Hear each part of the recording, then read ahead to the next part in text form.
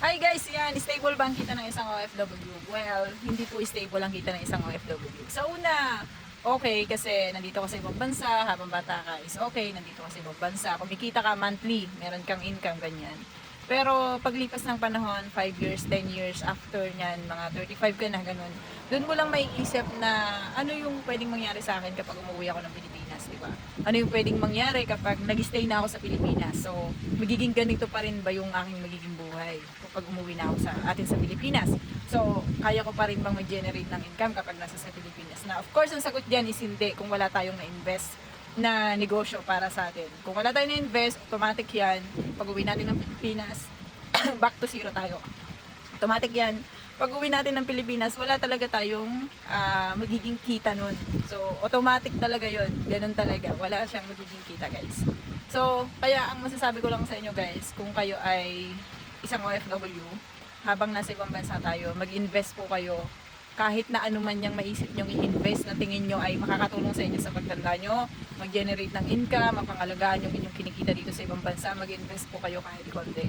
Huwag nyong asahan yung part na may pamilya naman ako sa Pilipinas, every month nagpapadala ako, may anak naman ako na pagtanda ko is maasahan ko, siya yung tutulong sa akin. So wag nating i-tolerate yung ganon, yung kagaya ng dati na talagang ganon yung mindset natin na breadwinner ka eh. So naranasan mo maging breadwinner ngayon, wag mo nang ipasa dun sa anak mo, sa kapatid mo, or sa mas bata sa'yo in your generation. Kasi pag iniasa natin yan sa mga ganyang bagay, iniasa natin sa part na ganyan, yung buhay natin, pagtanda natin, ang hirap po na mamalimos, ang hirap na manghingi. Kapag andun ka na sa part na yon na manghihingi ka, imaginein mo, for example, is nasa 55 ka na or 60 years old, tapos manghihingi ka ng para sa pangkain, pambili ng gamot, or whatsoever, kahit sabihin pa na anak natin yan, alam mo yung pakiramdam na ang hirap manghingi, lalo na kung ikaw dati is may pera naman. So kung ngayon, as OFW, may pera ka naman, mag-save ka para sa sarili mo. So hindi ko sinabi na pag nag-save kayo, save lang. Ang sinasabi ko, mag-save kayo, mag-invest kayo.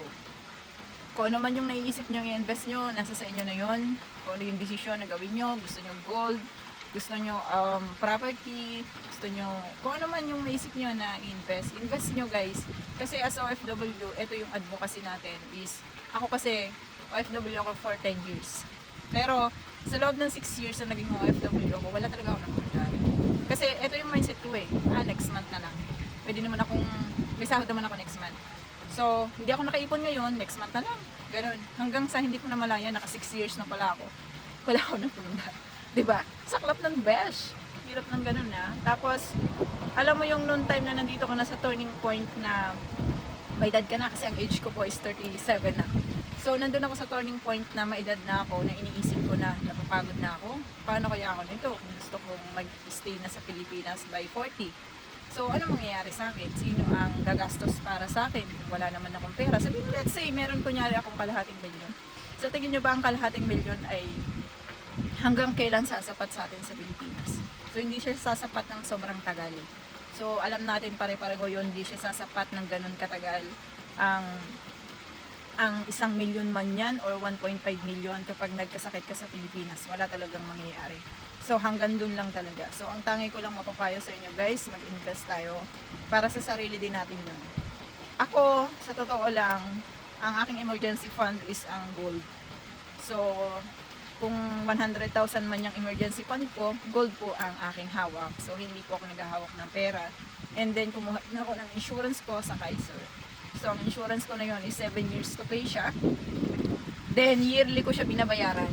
So, dahil yearly naman siya binabayaran, so, yearly nakakapag-save ako. So, yung nakuha ko lang, medyo maliit pa nga yun kasi nasa 30, halos 36,000 lang ang yearly niya. Merong iba kasi is nasa 45, gano'n nasa 50 plus.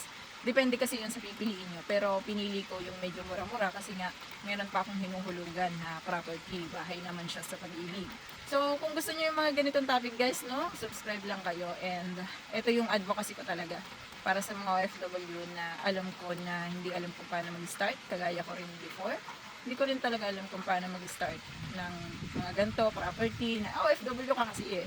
Ang hirap ko yan, di ba? Pero ganyan yung mga ituturo ko sa inyo kung paano yung startup na ganyan.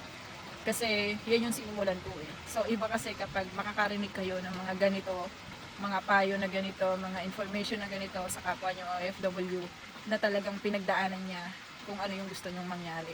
So iba pa rin talaga pag ganun yung maririnig nyo. Iba pa rin kapag makakarinig kayo ng mga ganitong bagay sa isang mismong andon. Kasama nyo, andon na totoong OFW talaga. Unlike doon sa iba, syempre mga financial advisor na sila.